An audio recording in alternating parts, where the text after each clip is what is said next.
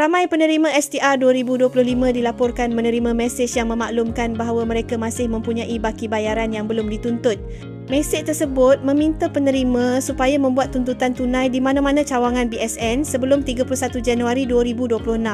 Arahan ini mengesahkan bahawa masih ada pembayaran yang tidak berjaya dikreditkan ke akaun penerima.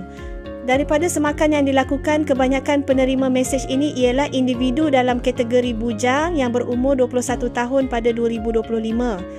Ramai antara mereka sebenarnya telah diluluskan sejak pembayaran fasa pertama sehingga fasa keempat, tetapi tidak menyedari kelayakan tersebut kerana akaun bank tidak aktif, telah ditutup atau tiada akaun bank berdaftar. Disebabkan itu, wang mereka kekal dalam status belum dituntut. Untuk kategori bujang berumur 21 hingga 59 tahun, jumlah keseluruhan yang boleh dituntut adalah RM600 sekiranya semua fasa sebelum ini tidak diambil. Wang ini boleh dituntut secara tunai di mana-mana BSN. Untuk menyemak status pembayaran, penerima boleh log masuk ke portal MySTR di bantuan tunai, hasil.gov.my, pilih STR 2025 dan buka bahagian maklumat bayaran.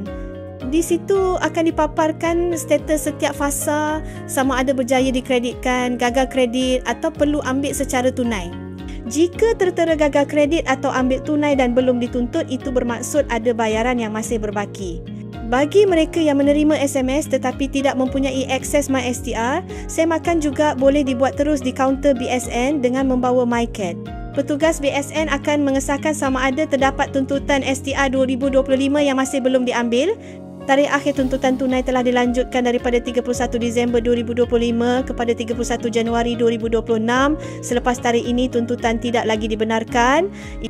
Jadi, semua penerima diminta segera membuat semakan bagi mengelakkan bayaran tersebut luput. Tambahan semakan berdasarkan maklumat terkini, kerajaan melalui Lembaga Hasil Dalam Negeri mengesahkan bahawa pelanjutan tarikh ini dibuat bagi memastikan semua penerima, termasuk mereka yang menghadapi isu akaun bank tidak aktif, mempunyai masa yang mencukupi untuk menuntut bayaran STR 2025. Dalam masa yang sama, satu peringatan penting untuk STR 2026, proses kemaskini bagi pembayaran fasa pertama akan ditutup pada 28 November 2025. Mereka yang sudah 3 tahun berturut-turut tidak mengemaskini maklumat STR 2023, STR 2024 dan STR 2025 diwajibkan membuat kemaskini supaya kelayakan fasa pertama dapat dipertimbangkan. Jika gagal berbuat demikian, bayaran hanya akan diproses pada fasa kedua selepas kemaskini dibuat.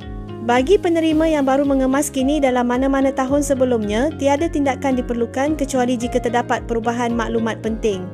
Itu laporan penuh mengenai tuntutan baki STR 2025 yang masih belum diambil. Pastikan semakan dibuat segera dan tuntutan diselesaikan sebelum tarikh akhir yang ditetapkan.